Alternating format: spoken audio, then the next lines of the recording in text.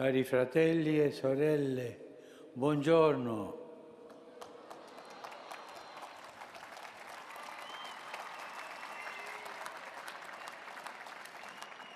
Un giorno un po' freddo,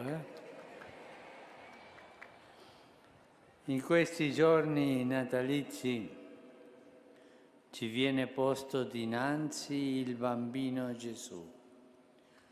Sono sicuro che nelle nostre case ancora tante famiglie hanno fatto il presepe, portando avanti questa bella tradizione che risale a San Francesco di Assisi e che mantiene vivo nei nostri cuori il mistero di Dio che si fa uomo. La devozione a Gesù bambino è molto diffusa. Tanti santi e sante l'hanno coltivata nella loro preghiera quotidiana e hanno desiderato modellare la loro vita su quella di Gesù bambino. Penso in particolare a Teresa de Lisieux, che come monaca carmelitana ha portato il nome di Teresa di Gesù bambino e del volto santo.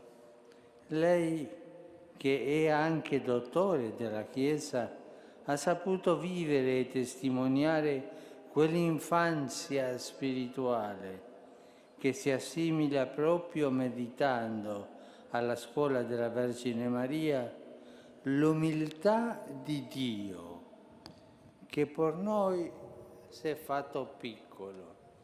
E questo è un mistero grande. Dio è umile.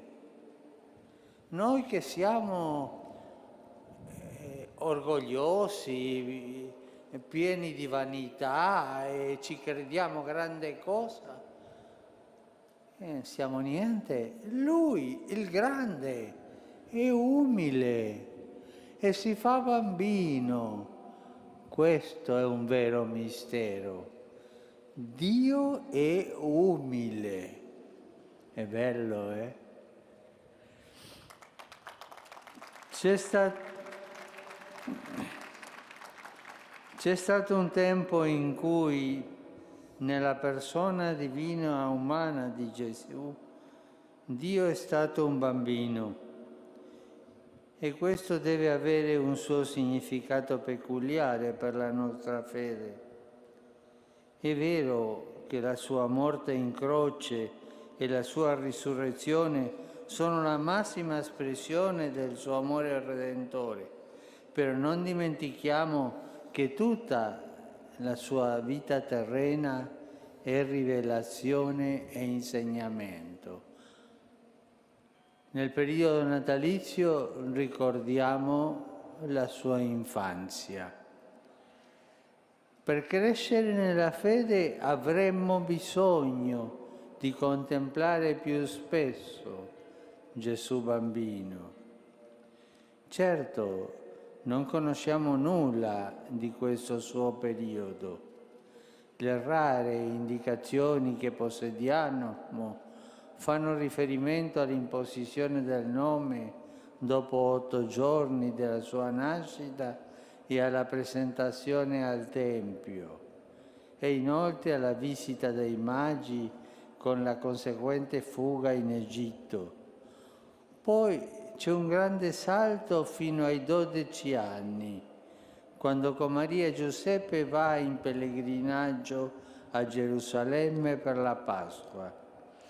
E invece di ritornare con i suoi genitori si ferma nel Tempio a parlare con i dottori della legge. Come si vede, sappiamo poco di Gesù bambino, ma possiamo imparare molto da Lui se guardiamo alla vita dei bambini. È una bella abitudine che i genitori, i nonni hanno, quella di guardare ai bambini cosa fanno. Scopriamo anzitutto Anzitutto che i bambini vogliono la nostra attenzione. Loro devono stare al centro perché sono orgogliosi? No, perché hanno bisogno di sentirsi protetti. È necessario anche per noi porre al centro della nostra vita Gesù e sapere, anche se può sembrare paradossale, che abbiamo la responsabilità di proteggerlo.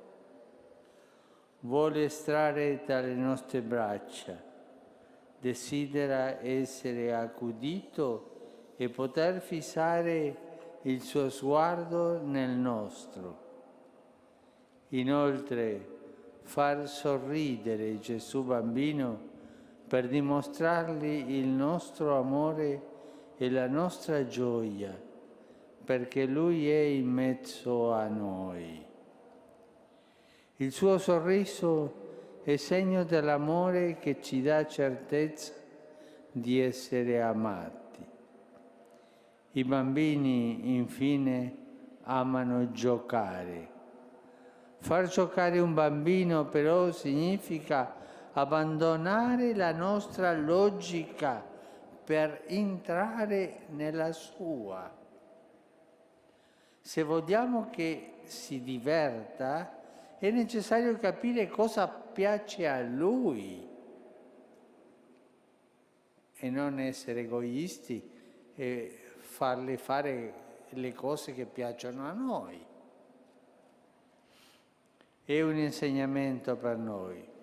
Davanti a Gesù siamo chiamati ad abbandonare la nostra pretesa di autonomia.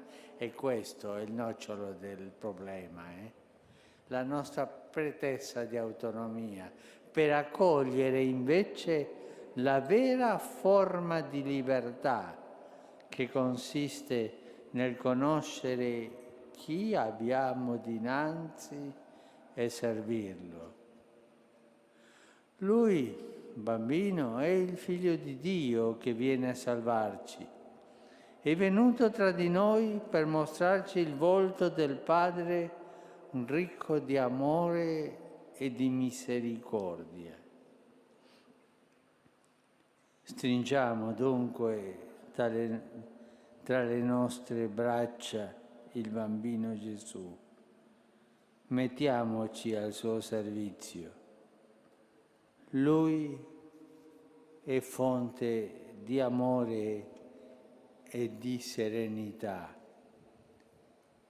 E sarà una bella cosa oggi, quando torniamo a casa, andare vicino al presepe e baciare il bambino Gesù e dire: Gesù, io voglio essere umile come te, umile come Dio, e chiedergli questa grazia.